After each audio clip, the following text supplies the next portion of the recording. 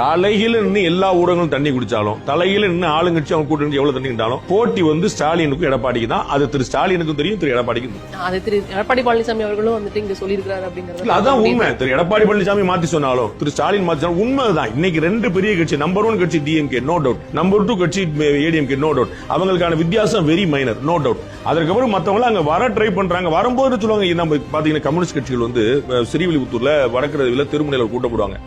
அமெரிக்க ஏகாதிபத்தியமே அப்படிவாங்க. எதிர மொத்தம் 3 பேர் நின்று அமெரிக்க ஏகாதிபத்தியத்துக்கு இங்க உட்கார்ந்து சொல்லுவாங்க. அதெல்லாம் சொல்லி சொல்லும்போது அமெரிக்கா அது மாதிரி நான் தான் முதலமைச்சர், நான் தான் எதிர்க்கட்சி தலைவர், எனக்கு உனக்கு தான் போட்டி, அதெல்லாம் சொல்ல முடியாது. எல்லா கட்சியும் சொல்லத்தான் செய்வாங்க. திரு சீமான் சொல்றாரு, நான் முதலமைச்சர் ஆவேன், நாங்க ஆட்சிக்கு வந்தா அதான சொல்லிட்டு இருக்காரு. யாரே ஒருத்தர் ஆட்சிக்கார வைக்க சொல்லிட்டு இருப்பாங்க. அப்ப அவங்க சொல்லுவாங்க. ஆனா உண்மையா அப்படிங்கிற பாக்கணும், நடைமுறை சாத்தியமான பாக்கணும்ல. போட்டி வந்து திரு விஜய்க்கும் யாருக்கும் இல்ல. போட்டி வந்து திரு ஸ்டாலினுக்கும் திரு எடப்பாடிக்கும். திரு விஜய் அவர்களுக்கே வந்து இவ்வளவு தொண்டர்கள் ரசிகர்கள் இருக்காங்க அப்படிங்கும்போது முதலமைச்சருக்கு வந்து கட்டாயமா அவங்க பலத்தை காட்ட விரும்புவாங்களே. திரு மாசுப்ரமணியம் விரும்புவார்ல, நம்ம ஏரியால கிராஸ் பண்ணி போறாரு தலைவர், அப்படி பின்னிடணும்னு நினைப்பார்ல. நரேந்திர மோடி பாரத பிரதமர் வந்தபோது இவங்க பண்ணாங்கல்ல. அது பிரதமருக்கு, முதலமைச்சருக்கு, கவர்னருக்கு, பிரசிடென்ட்டுக்கு. இது நீங்க ஒண்ணு பிரசிடென்ட் வந்து திருவாரூர் வந்தாங்க, அப்ப வந்து அங்க வந்து பெரிய ஜாம் ஆகும், எல்லாரும் போட மாட்டாங்க, வர மாட்டாங்க, டிராபிக். அது நீங்க தொந்தரவா பார்க்க முடியாது. சில ரொம்ப ரேரா இருக்கக்கூடிய ஒட்டுமொத்தமா நாட்டில் ஒரு 4-5 விஐபி அவங்களுக்கு இந்த எக்ஸாம்ஷன் கொடுத்தாலும் அது வேற வழி கிடையாது. நீங்க முதலமைச்சரையும் திரு விஜயும் கம்பேர் பண்ண முடியாது. அடுத்தது திரு உதயநிதி அவர்கள் முதலமைச்சர் விஜய் கம்பேர் பண்ண கூட முதலமைச்சர் ஆனந்தையும் கம்பேர் பண்ண முடியாது. அது கேஸ் வந்து ஆனந்த் மேலதான். அடுத்ததா திரு உதயநிதி அவர்கள் நேற்றுல இருந்து சுற்றுப்பயணத்தை தொடங்கி இருக்கிறாரு. கிட்டத்தட்ட 8 மண்டலங்களா பிரிச்சு அவங்களோட சுற்றுப்பயணம் காஞ்சிபுரத்துல இருந்து ஸ்டார்ட் ஆயிருக்கு அப்படிங்கறத பார்க்க முடியுது.